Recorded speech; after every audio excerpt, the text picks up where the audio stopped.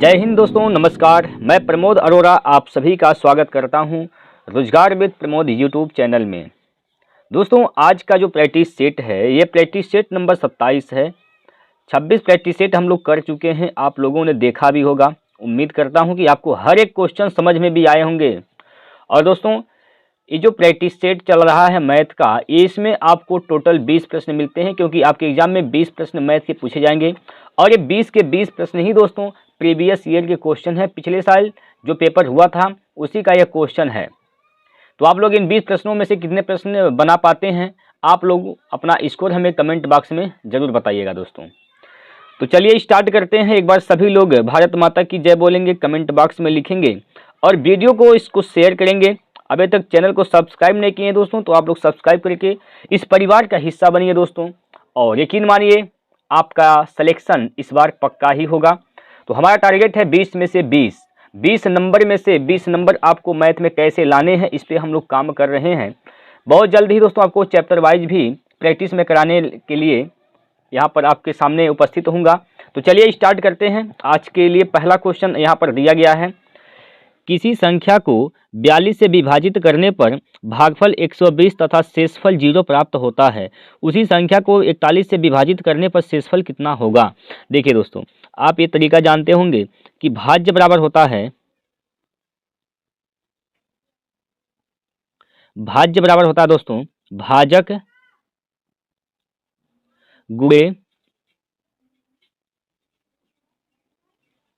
भागफल प्लस शेष। ये होता है दोस्तों। तो यहाँ से आप पहले भाज्य निकाल लीजिए। भाज्य कैसे निकालेंगे, देखिए भाजक कितना है, भाजक के जिससे आप भाग देते हैं वही भाजक होता है। भाजक किससे भाग दे रहे हैं, 42 से। तो 42 क्या है दोस्तों, भाजक है इसका। 42 क्या है, भाजक है। प्लस भागफल क्या है, 120 है। शेषफल क्या है, तो शेषफल 0 है। इसका जब गुणा करेंगे 42 का जब गुणा करेंगे 120 में और 0 जोड़ेंगे तो क्या हो जाएगा, 50-40। क्या होगा दोस्तों, 50-40। ठीक है, यानी भाज्य कितना है, 50-40। जब इसी भाज्य को आप भाग दीजिएगा किससे, 41 से, तो शेषफल क्या बचेगा, यह आपसे पूछा गया है। तो 41 से भाग दीजिए, एक बार जाएगा, यहाँ पर क्या बचेगा, यहाँ पर 9, यहाँ से क्या बचेगा 0, और यहाँ से 4 उतारेंगे। अब कितनी बार जाएगा, तो 2 बार जाएगा दोस्तों। 2 बार जाएगा तो 41 दूना 84 हो जाएगा, सॉरी 41 दूना 82 हो जाएगा। यहाँ पर घटाएंगे तो क्या बचेगा, 4 में से 2 गया तो 2 बचेगा। ठीक है, 8 और 9 में से 8 गया तो 1 बचेगा। फिर यहाँ 0 उतारेंगे 120 हो जाएगा। अब 41 से भाग दीजिए तो कितनी बार जाएगा, 2 बार जाएगा।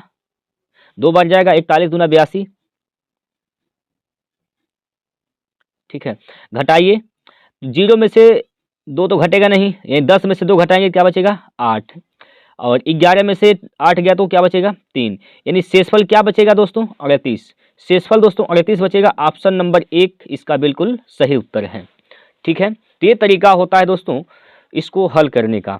चलिए अगले क्वेश्चन पर चलते हैं। अगला क्वेश्चन आपके सामने है, देखिएगा प्रश्न नंबर 2।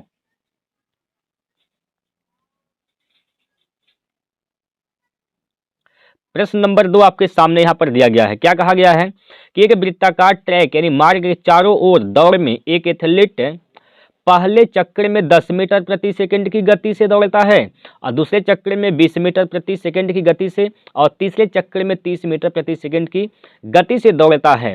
दौड़ के लिए उसकी औसत गति ज्ञात कीजिए, दशमलव के 2 स्थानों तक मीटर प्रति सेकंड में बताना है।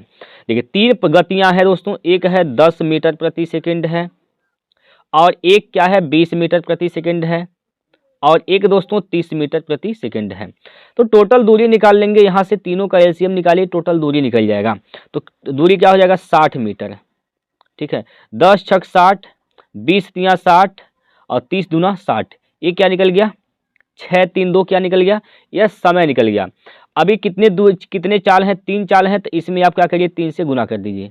3 चाल है, 3 से गुना कर दीजिए, बटे इनको 6 3 9 2 11, 11 से भाग कर दीजिए। तो हो जाएगा कि आप यहाँ पर 6 3 18,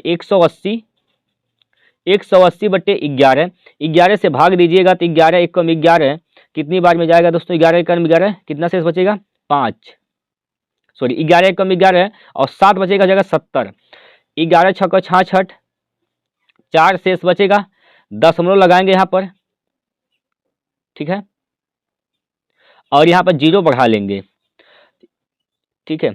11 तिया 33, 11 तिया 33, बचेगा क्या यहाँ पर 7, 11 छक्का 66, यानी 16.36 इसका उत्तर होगा।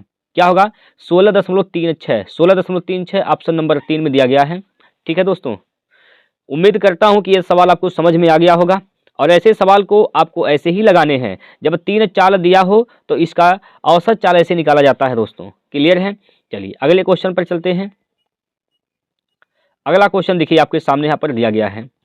अगला क्वेश्चन प्रश्न नंबर 3 में बोला गया है कि 2% प्रतिवर्ष के सांकेतिक दर के अनुरूप ब्याज के प्रभावित दर में अर्धवार्षिक देय पर क्या होगा। अर्धवार्षिक देना है, चक्रवृद्धि ब्याज है, तो 2% वार्षिक है, तो अर्धवार्षिक क्या हो जाएगा 6 महीने पर लगेगा, कितना परसेंट 1%, 1%। तो 2 अर्धवार्षिक में कितना उसका प्रभावी दर होगा ये आपसे पूछा गया है, ठीक है, कितना उसका प्रभावी दर होगा यह आपसे पूछा गया है। तो क्या होगा एक, भाई अगर सालाना लगता है कितना 2%, तो 6 महीने पे 1% लगेगा, 6 महीने के 2 साइकिल बन जाएंगे, तो 1 + 1 + 1 × 1/100, ठीक है। 1 + 1 यहाँ से क्या हो जाएगा 2, प्लस यहाँ से 1 1 कम 1 यानी हो जाएगा 0.01, ठीक है। इसको जब आप जोड़ेंगे तो क्या हो जाएगा 2.01%, ऑप्शन नंबर 2, ऑप्शन नंबर 2 इसका राइट आंसर हो जाएगा। क्या इस सवाल में कोई दिक्कत है दोस्तों? एक बार सभी लोग कमेंट करके बताएंगे क्या इस सवाल में कोई दिक्कत है, बताइए भाई, सभी लोग बताएंगे एक बार कि इस सवाल में कोई दिक्कत है। अगर कहीं भी दिक्कत होती है दोस्तों एक बार आप लोग हमें जरूर बताएं। क्लियर भाई? अगले क्वेश्चन पर चलते हैं। आपको 20 में से 20 नंबर लाने हैं तो मेहनत तो करना पड़ेगा ही भाई। अगला क्वेश्चन देखिए, अगला प्रश्न आपके स्क्रीन पर यहाँ पर है प्रश्न नंबर 4। प्रश्न नंबर 4 आपके सामने यहाँ पर दिया गया है दोस्तों, और इस सवाल में बोला गया है कि 6 सेंटीमीटर भुजा वाले एक समबाहु त्रिभुज के कोने से एक समखष्टभुज बनाने के लिए काटे गए हैं। इस समखष्टभुज का क्षेत्रफल क्या है?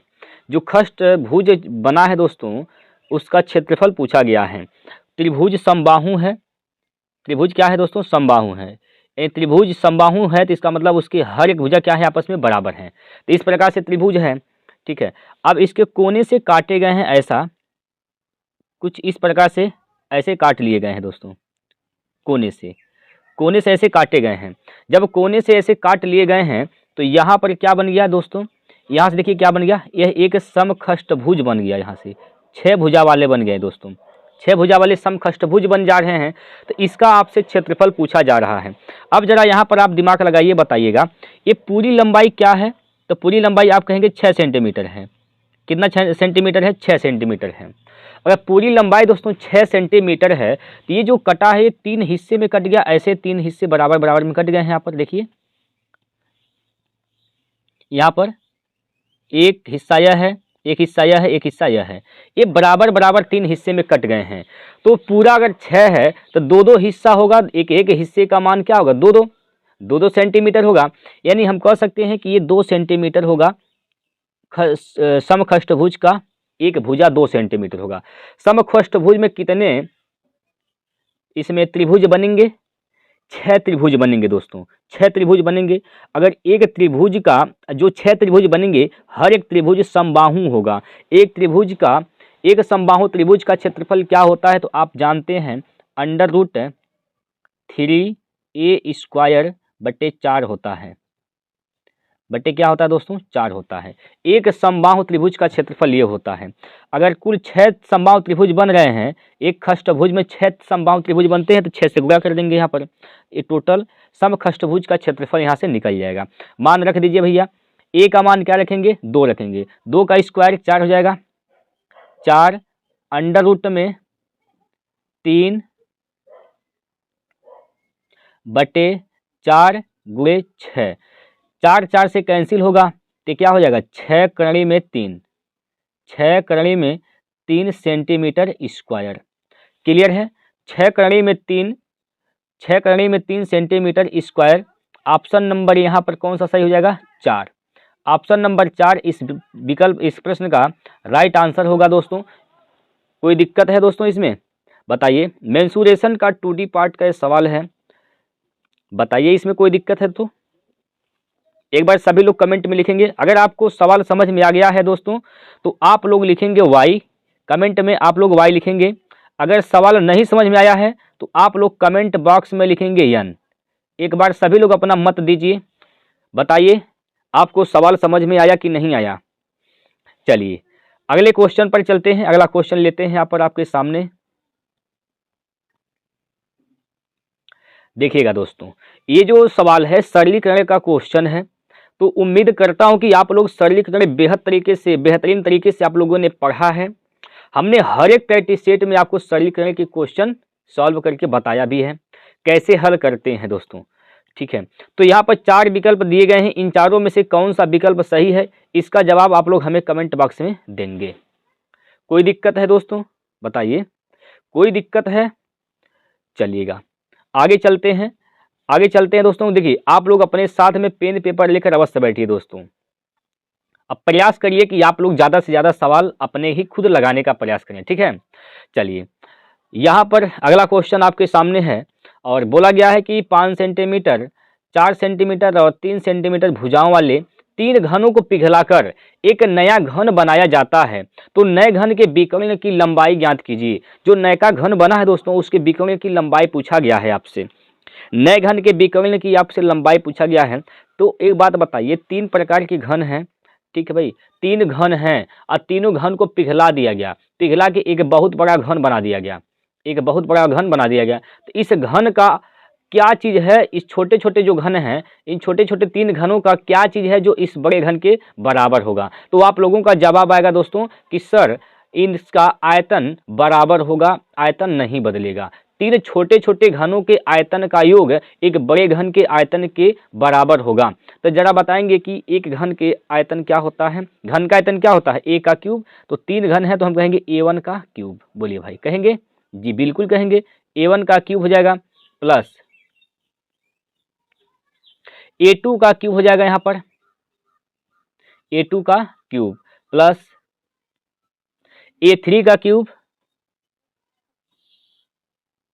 a3 का क्यूब। ये किसके बराबर होगा? एक बड़े घन के आयतन के बराबर। तो बड़े घन का हम एरिया क्या लेते हैं? साइड लेते हैं a, तो a का क्यूब कर देते हैं। ठीक है भाई, a1 का क्यूब, a1 का मतलब पहला घन कितना सेंटीमीटर लंबी घन है इसका भुजा? 4 सेंटीमीटर। तो 4 का क्यूब करेंगे, 4 चौको 16 चौको 64, क्या हो जाएगा यहाँ पर? 64 प्लस 3 का क्यूब करिएगा, सॉरी दोस्तों, पहला घन है जो यहाँ पर, पहले जो घन है वो 5 सेंटीमीटर भुजा वाला है, 5 सेंटीमीटर भुजा वाला है। 5 का क्यूब करिए, यहाँ पर पहला घन क्या है? यहाँ पर 5 सेंटीमीटर है, उसके बाद 4, उसके बाद 3 है। तो 5 का क्यूब करिए, पहले घन की हर एक भुजा कितना है? 5-5 सेंटीमीटर का। तो 5 का क्यूब करेंगे भैया, तो 5 का क्यूब 125 हो जाएगा। यहाँ पर क्या होगा? 125 प्लस दूसरे घन का भुजा क्या है? 4, 4 का क्यूब 64। तीसरा घन का भुजा कितना है? 3 सेंटीमीटर। तो इसका घन क्या हो जाएगा? इसका आयतन क्या हो जाएगा? 3 का क्यूब करिए तो 27 हो जाएगा। यहाँ पर 27, ये जो आयतन हो रहा है इस बड़े वाले घन के आयतन के बराबर हो जाएगा। सबको जोड़िए, क्या हो जाएगा? 7 4 11, 5 16 के 6 हासिल का 1, 2 6 8, 2 10 1 11 हासिल का 1, 1 1 2, 216 बराबर क्या? a का क्यूब। 216 बराबर a का क्यूब। तो a का मान क्या हो जाएगा? 6। a का मान क्या हो जाएगा? 6 सेंटीमीटर। यानी बड़े वाले घन का जो साइड है, भुजा है, वह 6 सेंटीमीटर है। तो बड़े वाले घन के विकर्ण की लंबाई पूछा गया है। विकर्ण की लंबाई क्या होती है दोस्तों? आप जानते हैं विकर्ण की लंबाई होती है अंडर रूट में 3a। क्या होती है दोस्तों? अंडर रूट में 3a। तो a की जगह क्या रखेंगे आप लोग? 6 रखेंगे। तो 6 अंडर रूट 3, 6 अंडर रूट 3 इसका राइट आंसर है ऑप्शन नंबर 2। 6√3 ऑप्शन नंबर 2 इस प्रश्न का बिल्कुल सही उत्तर है। उम्मीद करता हूं कि आप लोग समझ गए होंगे। प्रीवियस ईयर के क्वेश्चन है दोस्तों, ऐसे प्रश्न आपके हर एक सेट में पूछे गए हैं, तो इस बार भी पूछे जाएंगे दोस्तों। तो आप लोग ऐसे प्रश्नों का प्रैक्टिस करके परीक्षा में जाइएगा। चलिए आगे चलते हैं, अगला क्वेश्चन लेते हैं। अगला प्रश्न लेते हैं आपके सामने यहाँ पर, और इस सवाल में क्या कहा गया है कि 40 वस्तुओं का विक्रय मूल्य 60 वस्तुओं के क्रय मूल्य के बराबर है, तो लाभ प्रतिशत ज्ञात कीजिए। क्या कहा गया है, जो 40 वस्तु का विक्रय मूल्य है यानी क्या है एसपी है, वो किसके बराबर है, 60 वस्तुओं के सीपी के क्या है दोस्तों बराबर है, 60 वस्तुओं के सीपी के बराबर है। 0 से 0 कैंसिल हो जाएगा, 2 से काटेंगे 2 दूना 4 हो जाएगा, यहाँ पर 2 3 6 हो जाएगा। सीपी और एसपी का रेशियो निकाल लीजिए। सीपी और एसपी का आप क्या निकालिए, रेशियो। सीपी का रेशियो इधर वाला हो जाएगा, इधर वाला 2, एसपी का रेशियो इधर वाला हो जाएगा 3, यानी खरीदा गया 2 में, बेचा गया 3 में, कितने का फायदा, 1 का फायदा, यानी लाभ कितने का हो गया, 1 का। लाभ हमेशा किस पे होता है, क्रय मूल्य पर होता है, तो नीचे क्या हो जाएगा, क्रय मूल्य। क्रय मूल्य कितना, 2। 1/2 भिन्न को परसेंटेज में बदलने के लिए 100 से कर देंगे गुणा, 1/2 इसको काटेंगे 2 से तो 50 बार में कैंसिल, यानी 50% का लाभ होगा। ऑप्शन नंबर कौन सही है दोस्तों, 3। ऑप्शन नंबर 3 इसका राइट आंसर हो जाएगा 50%। क्लियर है। चलिए आगे चलते हैं। अगला प्रश्न दोस्तों यहाँ पर दिया गया है, रमेश ने कुछ पैसे उधार लिए और पहले वर्ष के अंत में 4565 रुपये और दूसरे वर्ष के अंत में 6534 रुपये चुकाकर भुगतान करने पर सहमत हुआ। यदि चक्रवृद्धि ब्याज की दर 10% प्रति वर्ष है तो रमेश द्वारा उधार ली गई राशि ज्ञात कीजिए। देखिए दोस्त, अब जानते हैं कि ए मिश्रधन बराबर क्या होता है, ए बराबर P1 + R/100 होता है। ये फार्मूला आप जानते हैं। पहला मिश्रधन क्या दिया गया है, 4565 रुपये दिए गए हैं। कितना दिया गया है, तो 4565 रुपये यहाँ पर दिए गए हैं, 4565। क्लियर है। ये जो 4565 लगा है दोस्तों, ये किसका लगा है, मूलधन। पहला जो मूलधन था P1 का 10% का मतलब होता है 1/10। 1/10 का मतलब क्या हो जाएगा, इसका मल्टीप्लाइंग फैक्टर क्या हो जाएगा, 11/10। 11/10 11/10। इसको आप जब काटिएगा तो यहाँ से जब 11 से काटेंगे दोस्तों, तो 11 से काटेंगे 11 44, 11 कम 11, 11 5 55, यानी P का मान यहाँ से हो जाएगा, P1 का मान यहाँ से हो जाएगा दोस्तों 10 का गुणा हो जाएगा 415 में, तो हो जाएगा 4150। क्या हो जाएगा, 4150। यानी पहला जो मूलधन है 4150 रुपये था। पहला मूलधन क्या है, 4150। क्लियर, यहाँ तक कोई दिक्कत नहीं होगा। अगला बार दूसरे साल के लिए क्या बोला गया है, दूसरे साल के लिए बोला गया है कि 6534 रुपये, 6534 रुपये वह जमा किया है मिश्रधन। ठीक है, किसका, दूसरा साल है, दूसरा मूलधन, यानी यहाँ से दूसरा P2 निकाल लेंगे, दूसरा मूलधन। 10% का मतलब 1/10 होता है। इसका मल्टीप्लाइंग फैक्टर 11/10 होगा। एक साल के लिए इसका मल्टीप्लाइंग फैक्टर 11/10, 2 साल के लिए 121/10 क्या होगा, 121/100 हो जाएगा दोस्तों, 121/100, 121/100 हो जाएगा। यानी P2 का 121/100 हुआ है तो 6534 रुपया हुआ है। क्लियर है। आप इसको काटिए, 11 से काटिए, 11 से काटेंगे, 11 गए हम 121, 11 बार में तो कटवा करेगा। 11 से इसको काटेंगे तो 11 5 55, 11 पंजे 55 हो जाएगा दोस्तों। 11 पंजे क्या होगा, 55। ठीक है, 11 पंजे 55, बचेगा 10 होगा 103, 11 9 99, 99 और 4 103, 4 बचेगा, 11 44, 11 से कटेगा कितनी बार में, 594 बार में। अभी भी 11 से काटेंगे, इसको फिर काटिए 11 से, 11 5 55, 4 बचेगा 11 44, यानी P2 का जो माना जाएगा दोस्तों वह क्या हो जाएगा, इस 54 में दोस्तों 100 का गुना कर देंगे ना, 54 में 100 का गुना, तो क्या हो जाएगा यहाँ पर 5400। P2 का मान क्या हो गया, 5400 हो गया दोस्तों।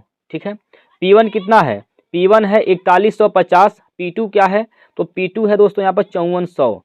ठीक है भाई। तो टोटल मूलधन क्या हो गया, 4150 प्लस 5400, दोनों को जोड़िए कितना हो जाएगा यहाँ पर 0, और यहाँ पर 5 और 4 1 5 और 5 4 9, 9550 इसका राइट आंसर होगा। क्या होगा दोस्तों 9550। 9550 भैया किस ऑप्शन में है, ऑप्शन नंबर 1 में है। 9550 रुपये क्या था, इसका मूलधन था दोस्तों। 9550 रुपये इसने उधार लिया था। इस बात में कोई दिक्कत नहीं होगा दोस्तों, ऐसा मैं विश्वास करता हूं। चलिए आगे चलते हैं अगले क्वेश्चन पर।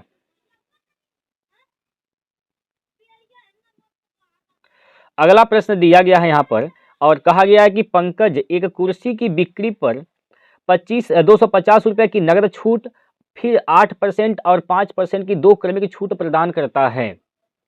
यदि कुर्सी का अंकित मूल्य 4250 रुपये है तो दी गई छूट योजना के बाद ग्राहक के लिए कुर्सी का अंकित मूल्य क्या है, सॉरी अंतिम मूल्य क्या है, सॉरी यहाँ पर अंकित नहीं है, अंतिम मूल्य क्या है, क्या पूछा है अंतिम मूल्य क्या है। छूट उट देने के बाद भी इसका जो लास्ट मूल्य था कितने पर यह वस्तु को बेचा है, यह आपसे पूछा गया है। पहला कंडीशन क्या कहा गया यहाँ पर कि जो अंकित मूल्य है कुर्सी का वो तो दिया है भैया कितना 4250 रुपये। ठीक है भाई, इस 4250 रुपये में पहले ही नगद भुगतान करने पर 250 की छूट दे देता है, यानी कितना में बेचेगा तब 4000 रुपये में बेचेगा। बताइए 4250 रुपये हैं इसका अंकित मूल्य, कहता भैया आप नगद लेंगे तो हम 250 रुपये छूट दे देंगे, इसका मतलब 4000 में समा कुर्सी को बेचेंगे। लेकिन इसके बावजूद भी वह 2 और क्रमागत छूट प्रदान करता है, 8% और 5% की 2 क्रमिक छूट देता है। अगर इस 4000 पर 8% का छूट देगा तो इसका मतलब है कि वह 92% पर कुर्सी को बेचेगा। कितने पर, तो 92% पर कुर्सी को बेचेगा दोस्तों, 92%। ठीक, इसका 92% निकाल दीजिए। और एक छूट और है 5%, अगर 5% का छूट देगा तो इसका मतलब साफ है वह 95% पर कुर्सी को बेचेगा। 95% निकालिए, ये होगा इसका अंतिम मूल्य। ये क्या है दोस्तों, ये इसका अंतिम मूल्य है। अब काट पीट करिए यहाँ से, 2 0 1 3 0 से 3 0 यहाँ पर कैंसिल, 2 से काटेंगे, 2 से काटेंगे यहाँ पर दोस्तों 2 दूनी 4 और 2 से काटेंगे 2 पंजे 10, 5 से काटेंगे 19 पंजे 95, 19 बार में कट जाएगा यहाँ पर, 19 बार में दोस्तों यहाँ पर ये कैंसिल हो जाएगा, कट जाएगा। कोई दिक्कत है भाई, बताइए कोई दिक्कत है यहाँ पर, कोई दिक्कत नहीं है। चलिएगा अब क्या करिए यहाँ पर दोस्तों, यहाँ पर अब क्या करेंगे आप बताइए, अब क्या होगा दोस्तों यहाँ पर। अब देखिए यहाँ पर क्या कर सकते हैं आप लोग, यहाँ से यहाँ पर देखिए इकाई के अंक से आप इसको हल करिए। 9 दूनी 18, 9 दूनी 18, ठीक है, यहाँ पर इकाई का अंक 9 है, यहाँ पर इकाई का अंक 2 है, यहाँ पर क्या है 2 है। 9 दूनी 18 दूना 36, यानी इकाई का अंक क्या आएगा 6 आएगा। इकाई का अंक दोस्तों 6 आएगा, एक ही ऑप्शन में इकाई का अंक 6 है, ऑप्शन नंबर 1। ठीक भाई, इकाई का अंक से हल करेंगे, ऑप्शन नंबर 1 में ही इकाई का अंक क्या है 6 है, और ये प्रश्न का राइट आंसर है दोस्तों। बताइए कोई दिक्कत इसमें है, इस सवाल में कोई भी दिक्कत हो तो आप लोग बता सकते हैं, पूछ सकते हैं। अगर दोस्तों एक बार में नहीं समझ में आता है तो कोई बात नहीं, दोबारा देखिए। हाँ, लेकिन आपको तब तक देखना है, तब तक देखना है जब तक आपको सवाल समझ में ना आ जाए, क्योंकि लक्ष्य हमारा क्या है 20 में से 20, तो 20 से 20 नंबर लाना है, तो भाई समझना पड़ेगा, दिमाग लगाना पड़ेगा। ठीक है भाई, चलिए अगले क्वेश्चन पर चलते हैं। प्रश्न नंबर 9,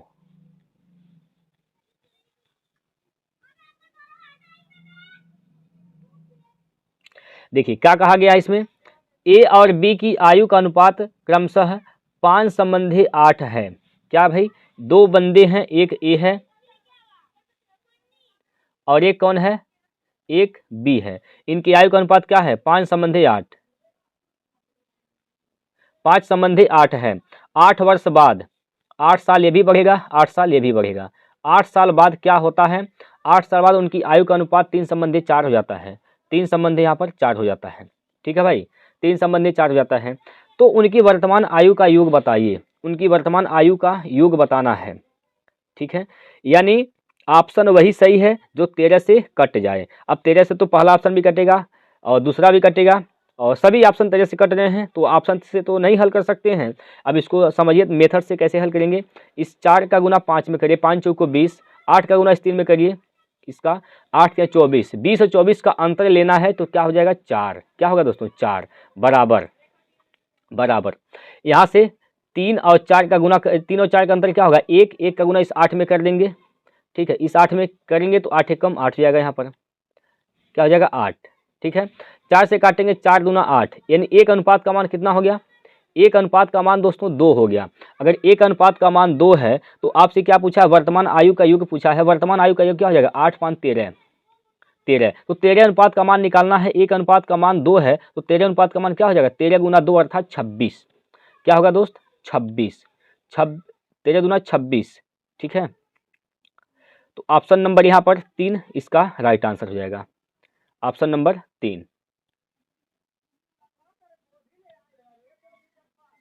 ठीक है भाई, कोई दिक्कत परेशानी, आगे बढ़ते हैं अगले क्वेश्चन पर। प्रश्न नंबर 11, 2000 मीटर की परिधि वाले एक वृत्ताकार स्टेडियम के चारों ओर 8000 मीटर की दौड़ में सबसे तेज धावक रोहन और सबसे धीमे धावक सोहम एक ही बिंदु से शुरू करते हैं और 10वें मिनट के अंत में पहली बार एक साथ दौड़ की शुरुआत के बाद शुरुआती बिंदु पर पहुंचते हैं। यदि रोहन सोहम की गति से दोगुनी गति से दौड़ता है तो रोहन को दौड़ पूरी करने में कितना समय लगेगा। आइए दोस्तों, यहाँ पर क्या बोला गया है, एक व्यक्ति कौन है, एक व्यक्ति रोहन है और एक व्यक्ति क्या है सोहम है। सोहम की गति की दोगुनी गति किसका है, रोहन का। सोहम की गति अगर 1 अनुपात है तो इसकी गति क्या हो जाएगा 2 अनुपात। ठीक है, रोहन की गति का अनुपात क्या हो जाएगा 2 अनुपात। भैया 200 मीटर परिधि वाला एक चक्कर अगर लगाएंगे 200 मीटर की दूरी आप तय करेंगे तो 200 मीटर 2000 मीटर, 2000 मीटर की दूरी तय करने में सोहम को कितना समय लगता है, कितना स्पीड होगा, क्योंकि 10वें मिनट में क्या करते हैं एक बार ये मिलते हैं। तो 10 मिनट तक सोहम चला है, 10 मिनट तक सोहम चला है 2000 मीटर, एक चक्कर पूरा किया है। तो 10 मिनट में 2000 मीटर चलने में उसका स्पीड क्या रहा होगा। मिनट को आप सेकेंड में बदलेंगे 60 से, यहाँ पर क्या करेंगे भाग दे देंगे। ठीक है भाई, मिनट को जब सेकेंड में बदलेंगे 60 से भाग देंगे तो ये 60 उठ कर यहाँ से चल जाएगा ऊपर, ऊपर गुना हो जाएगा यहाँ पर। ठीक है, 60 का गुना हो जाएगा। क्लियर, यहाँ से काट देंगे आप लोग, इसको जब काटिएगा 0 से 0 यहाँ पर कटेगा तो 6 दूना 12 हो जाएगा, यहाँ से तो ये हो जाएगा 12000। क्या हो जाएगा 12000 मीटर प्रति सेकेंड। ये किसकी गति आ गई सोहम की, यानी 1 अनुपात का मान क्या है 12000 मीटर प्रति सेकेंड। तो रोहन का क्या हो जाएगा 24000 हो जाएगा गति। 24000 मीटर प्रति सेकेंड किसकी गति हो जाएगी रोहन का। अब 8000 मीटर की दौड़ पूरी करनी है, कितना 8000 मीटर का, 8000 मीटर की दौड़ पूरी करना है। और इस 8000 मीटर को कौन पूरा करना चाहता है भाई 24000 की स्पीड से रोहन। तो रोहन को कितना समय लगेगा, तो दूरी बटे क्या होता है दूरी बटे चाल होता है समय। तो चाल क्या है यहाँ पर 24000, चाल क्या है दोस्तों 24000। तो 24000 से भाग दे दीजिए, यहाँ पर ये निकल के आएगा सेकेंड में, इसको आप मिनट बदलेंगे तो 60 से क्या करिएगा यहाँ पर गुना कर दीजिए दोस्तों। 60 से गुना करेंगे 3 0 से, देखिए 3 0 कैंसिल हो जाएगा, 8 से भाग दीजिए, 8 3 24, 3 बार में यहाँ पर 3 से काटेंगे 20 बार में यहाँ से कैंसिल हो जाएगा 60, यानी 20 मिनट का समय लगेगा जब 8000 मीटर को पूरा करेगा कौन रोहन। 20 मिनट का समय लगेगा, ऑप्शन नंबर यहाँ पर 3 सही है, 20 मिनट। क्लियर है भाई। चलिए 11 क्वेश्चन हो चुका है, अगला क्वेश्चन नंबर 12 आपके सामने दिया गया है।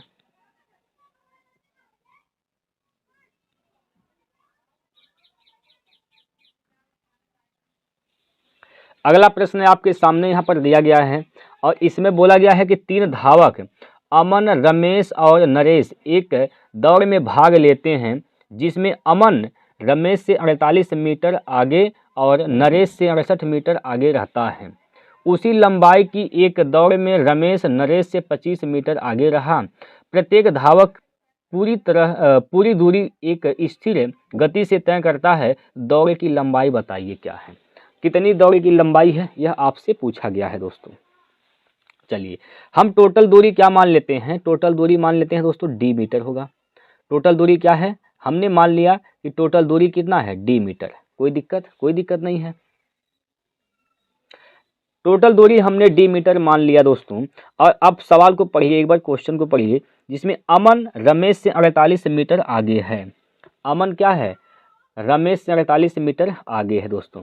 अमन रमेश से 48 मीटर आगे है। अगर दोस्तों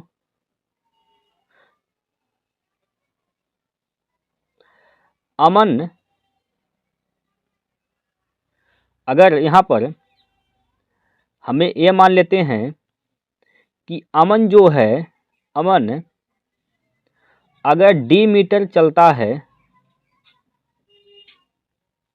अमन अगर डी मीटर चलता है, अमन रमेश से 48 मीटर आगे है। तो अमन अगर डी मीटर दूरी तय किया है तो रमेश कितना चला होगा, 48 मीटर कम चला होगा। तो डी माइनस 48 हो जाएगा यहाँ पर, डी माइनस 48। ठीक है। आगे एक बात और बोला गया है कि और नरेश से 68 मीटर आगे है। तो नरेश से कितना आगे हो जाएगा यहाँ पर,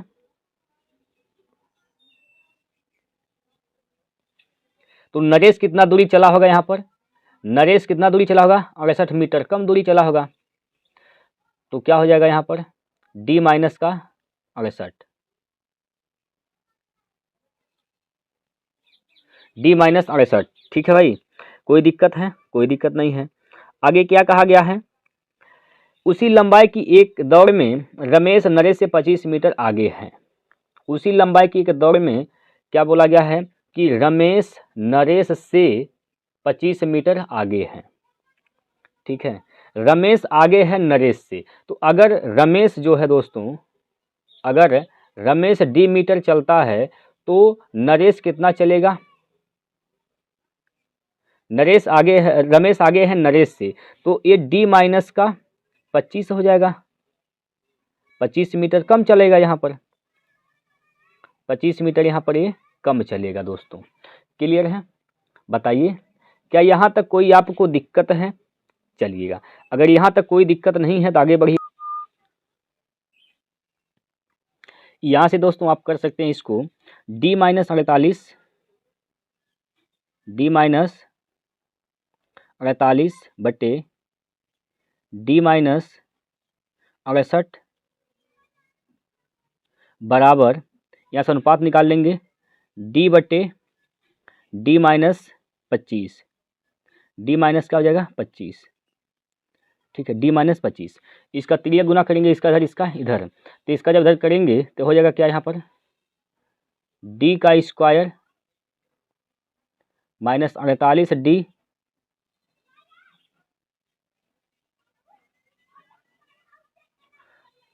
ठीक, फिर 25 का इसमें करेंगे तो माइनस का 25 डी,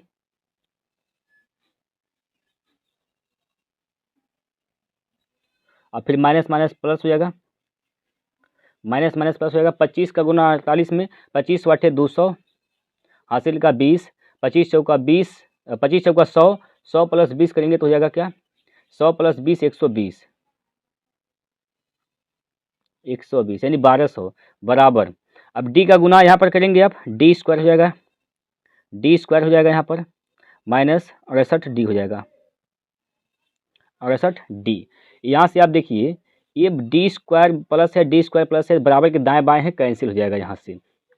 ठीक है भाई, अब यहाँ से 48 और 25 जोड़िए, 8 5 13, 8 5 13, 3 और 4 2 6 1 7, 73 डी हो जाएगा यहाँ पर, 73 डी, और प्लस का 1200 और माइनस यहाँ से क्या हो जाएगा 68 डी,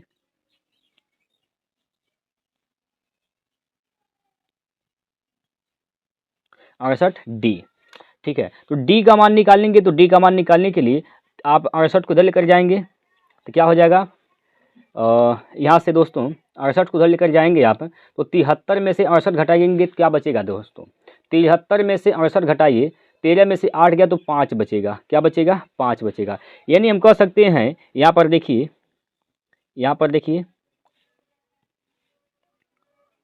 5D बराबर कितना, 1200। 5D का मान 1200 है, 1200 है तो 5 से काटेंगे, 24 पंजे 120, यानी 240। डी का मान क्या हो जाएगा, 240। आपसे लंबाई ही पूछा है, दूरी पूछा है, दूरी क्या हो जाएगा, 240 मीटर। तो 240 मीटर ऑप्शन नंबर 1 में दिया गया है और यही प्रश्न का बिल्कुल सही उत्तर है दोस्तों। थोड़ा सा दोस्तों ये लंबा लग रहा है क्योंकि हमारे पास स्पेस कम है, क्लियर, बाकी लंबा नहीं है दोस्तों, स्पेस कम है इसलिए लंबा दिख रहा है, लंबा नहीं है, आसान है। और चलिए आगे चलते हैं अगला क्वेश्चन पर। अगला प्रश्न आपके सामने यहाँ पर दिया गया है दोस्तों, एक बार सभी लोग पढ़ेंगे सवाल को। क्या कहा गया है इसमें, प्रथम 16 प्राकृतिक संख्याओं का औसत क्या होगा। औसत क्या होती है, बीच की संख्या होती है। 8 संख्या इधर और 8 संख्या क्या हो जाएगा इधर, ठीक है। 1 से 8 तक यहाँ, यानी 8वीं संख्या यहाँ पर आएगी। 8 के बाद यहाँ से स्टार्ट होगा 9, 9 के बाद यहाँ से स्टार्ट होगा दोस्तों। 8 संख्या इधर हो गया, 8 संख्या इधर हो गया, तो बीच में क्या होगा दोस्तों, बीच में क्या आएगा, इन दोनों के बीच में 8.5 आएगा, 8.5,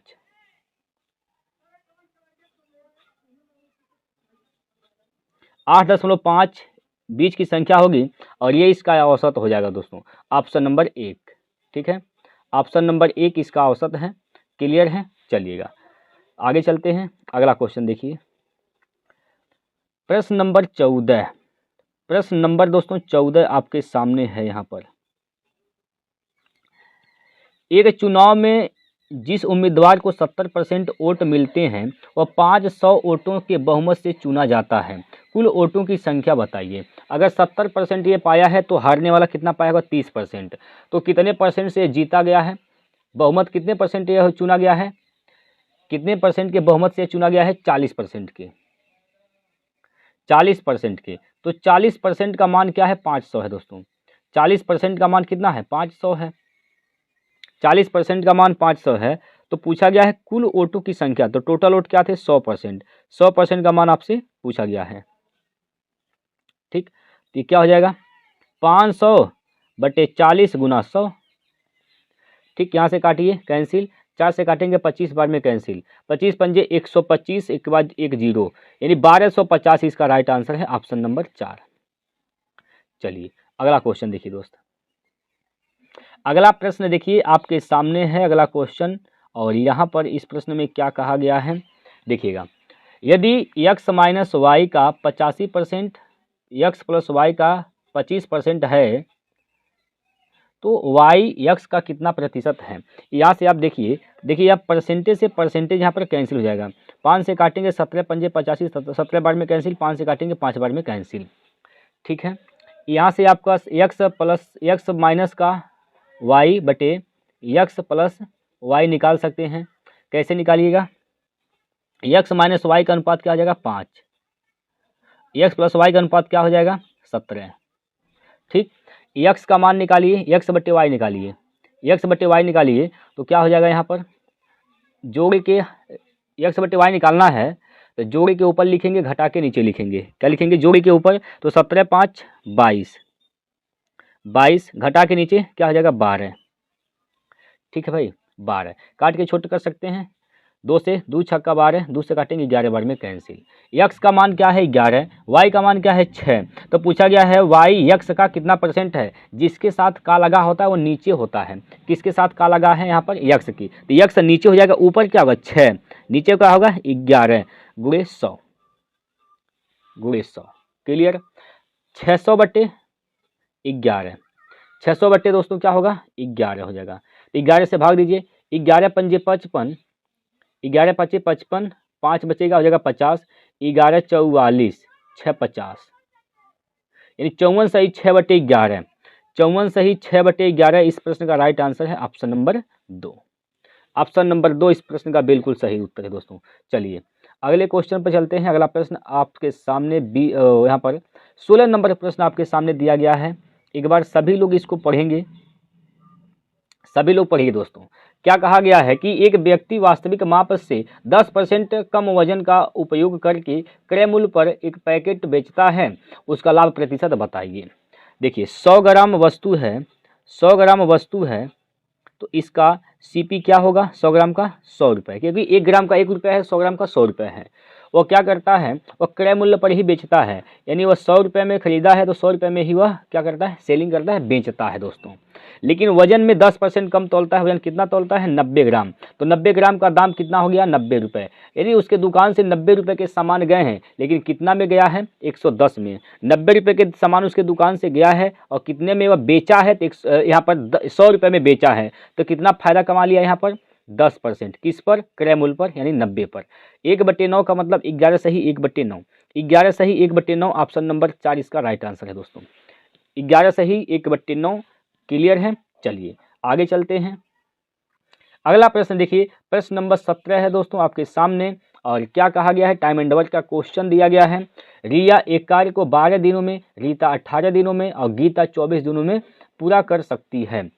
रीता और गीता 6 दिन तक एक साथ कार्य किया और फिर गीता को रिया ने प्रतिस्थापित कर दिया। कुल कार्य मिलाकर कितने दिनों में पूरा हुआ। देखिए एक है रिया और एक कौन है भैया, एक है रीता, रीता है और एक कौन है, गीता।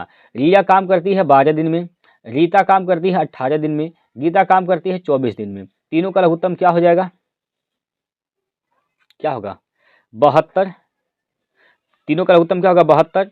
12 छक 72, 18 चौक 72 और 24 तियाँ 72। हुआ क्या, रीता और गीता ने 6 दिनों तक काम किया। रीता और गीता ने 6 दिन तक काम किया है। 4 3 7 की क्षमता से काम किए हैं 6 दिन तक, तो 7 छक 42 काम इन्होंने कर दिया है। 42 काम तो इन्होंने कर दिया है दोस्तों। तो 42 काम घटा दीजिए यहाँ पर, क्या बचेगा यहाँ पर, 30 बचा। अब ये 30 काम अब क्या हुआ आगे, फिर गीता को रिया ने प्रतिस्थापित कर दिया। यानी गीता को हटाकर किसको लाया गया, गीता को हटाकर दोस्तों यहाँ पर गीता को रिया ने प्रतिस्थापित कर दिया। यानी अब रिया आगे गीता के स्थान पर, गीता यहाँ से हट गई है। अब ये दोनों काम करेंगे 6 4 10 की क्षमता से, 10 की क्षमता से 30 काम करेंगे तो यहाँ पर कितना दिन लगेगा, 3 काम, 3 दिन यहाँ लगा दोस्तों। और 6 दिन पहले इन्होंने काम किया है। टोटल कितना दिन हो गया काम करते समय, 6 3 9 दिन। 9 दिन काम को पूरा करने में लगा है। ऑप्शन नंबर यहाँ पर 1 सही है, 9 दिन। टोटल 9 दिन का समय लगा है दोस्तों। 6 दिन शुरुआत में काम हुआ है और 30 काम 10 की क्षमता से 3 दिन में काम समाप्त हुआ है, 30 काम। तो 3 प्लस 6 9 दिन का काम, 9 दिन में काम समाप्त हुआ है। चलिए उम्मीद करता हूं कि सवाल समझ में आ गया होगा। अगला क्वेश्चन देखिए,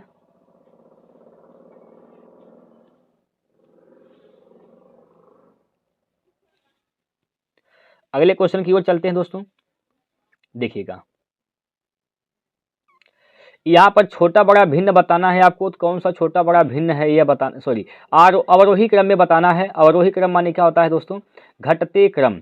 घटते क्रम कौन सा भिन्न छोटा है, कौन सा बड़ा है। सबसे पहले आपको बड़े भिन्न को लिखना है। तो एक बार सभी लोग इसका आंसर हमें कमेंट बॉक्स में बताएंगे। छोटे बड़े भिन्न की पहचान करना है। अवरोही क्रम में लिखना, सबसे पहले बड़ा भिन्न होगा, उसके बाद उससे छोटा, उससे छोटा, छोटा भिन्न सबसे लास्ट में होगा दोस्तों। आप लोग इसका आंसर हमें कमेंट बॉक्स में जरूर बताइएगा दोस्तों। चलिए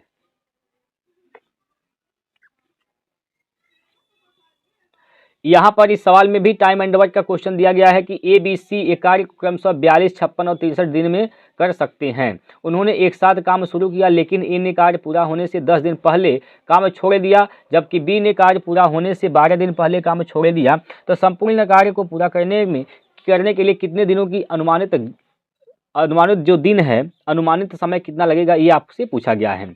लगभग में बताइए कितना दिन लगेगा। तो देखिए यहाँ पर 42 और 56 63 का निकालिए लघुत्तम। 42 56 और 63 का निकालिए लघुत्तम यहाँ पर, तो कितना हो जाएगा दोस्तों बताइए। तीनों का लघुत्तम दोस्तों क्या हो जाएगा, 504 हो जाएगा। कितना, 504। 504 तीनों का लघुत्तम हो जाएगा। अब 42 से जब भाग दीजिएगा दोस्तों 12 बार में जाएगा। कितनी बार में जाएगा यहाँ पर, 12 बार में। 12 बार में 56 से भाग देंगे दोस्तों 9 बार में जाएगा, और 63 से भाग दीजिएगा आप तो 8 बार में जाएगा दोस्तों। क्लियर है, 8 बार में यहाँ पर चला जाएगा। इसमें कहा गया है कि लेकिन ए ने कार्य पूरा होने से 10 दिन पहले काम छोड़ दिया, तो ए 10 दिन में कितना काम करता, 120 काम करता। अभी इसको काम कराना है तो जाना नहीं देना है, यानी 20 जब ये पहले काम छोड़ के जाते हैं तो उनके काम को जोड़ा जाता है, यानी 120 काम वह और करता। फिर कहा गया कि बी ने 12 दिन पहले काम छोड़ दिया, तो 12 दिन में बी 9 की क्षमता से कितना काम करता, 108 काम अभी करता। या 108 काम करता। कितना टोटल काम अभी होता, अभी 228 काम। तो 228 इसमें आप क्या कर दीजिए, जोड़ दीजिए। पहले जब भी छोड़ के जाते हैं तो आप हमेशा इसमें जोड़ेंगे, उनकी कार्य को क्या करेंगे, जोड़ेंगे। तो क्या हो जाएगा, 8 4 12 के 2 हासिल का 1, 2 1 3 और 5 2 7, 732 टोटल अभी काम है। टोटल काम 732 है दोस्तों। अब इस 732 काम को तीनों लोग जब मिलके करेंगे तो कितना दिन का समय ले लेंगे। तीनों लोग जब मिलके काम करेंगे दोस्तों तो कितनी की क्षमता से काम करेंगे, देखिए 12 9 21 और 8 29, 29 की क्षमता से काम यहाँ पर करेंगे दोस्तों। ठीक है, 29 की क्षमता से ये काम करेंगे, यानी 732 काम को 29 की क्षमता से काम करेंगे तो लगभग में कितना दिन का समय लगेगा, लगभग में कितना दिन का समय लगेगा, तो 25 दिन का समय लगेगा। ये इसका राइट आंसर होगा दोस्तों, 25 दिन, लगभग 25 दिन। ठीक है, चलिएगा अगले क्वेश्चन पर चलते हैं। लास्ट क्वेश्चन आपके सामने स्क्रीन पर है, प्रश्न नंबर 20 है, लास्ट क्वेश्चन है। यह आपके सामने दिया गया है। कहा गया है कि एक एसी का अंकित मूल्य 36,800 रुपये है। दुकानदार इस पर 11% की गैर मौसमी छूट प्रदान करता है, तो एसी का विक्रय मूल्य बताइए। देखिएगा 36,800 रुपये एसी का अंकित मूल्य है, 11% छूट देता है, तो इसका मतलब वह 89% पर बेचता है। ठीक, 2 जीरो से 2 जीरो यहाँ पर कैंसिल हो जाएगा। अब गुना करना है यहाँ पर, तो गुना करिए। 89 का गुना करेंगे तो समय लगेगा, आप इसमें डिजिटल सम लगा दीजिए। जहाँ 9 बनेगा उसको खत्म करिए, 9 को खत्म करिए, 6 3 9 खत्म, 8 28 64, 64 का डिजिटल सम क्या हो जाएगा दोस्तों, 1। डिजिटल सम क्या होगा, 1 हो जाएगा। तो जिस ऑप्शन का डिजिटल सम 1 होगा वही इसका राइट आंसर होगा। ठीक है भाई, और देखिए इकाई का अंक क्या होगा, 8 9 72, इकाई का अंक 2 आएगा। तो देखिए 2 आ रहा है, तो इसका मतलब ये 2 ऑप्शन तो नहीं आ सकते हैं, इन्हीं में से दिमाग लगाने हैं। इकाई का अंक 2 इसमें भी है, इसमें भी है। अब किसका डिजिटल सम 1 आ रहा है, देखिए 8 2 10, 8 2 10 4 14, 14 और 14 6 20, 14 6 20 इसका डिजिटल सम 2 आ रहा है, ये तो गलत हो गया। यहाँ पर आइए 7 2 9 खत्म, और 5 5 10, 10 का डिजिटल सम 1, तो ये इसका राइट आंसर होगा दोस्तों, ऑप्शन नंबर 2। ठीक है, ऑप्शन नंबर 2 इसका राइट आंसर है। तो डिजिटल सम से आप इसका आंसर आसानी से निकाल सकते हैं। उम्मीद करता हूं कि आपको समझ में आया होगा दोस्तों। जितने क्वेश्चन हमने आपको होमवर्क में दिया है, कमेंट बॉक्स में आंसर मांगा है, उम्मीद करता हूं कि आप लोग उससे लगाएंगे और आप लोग उसका आंसर भी कमेंट में देंगे दोस्तों। तो फिर मिलते हैं दोस्तों कल अगले प्रैक्टिस सेट को लेकर। तब तक के लिए जय हिंद, जय भारत।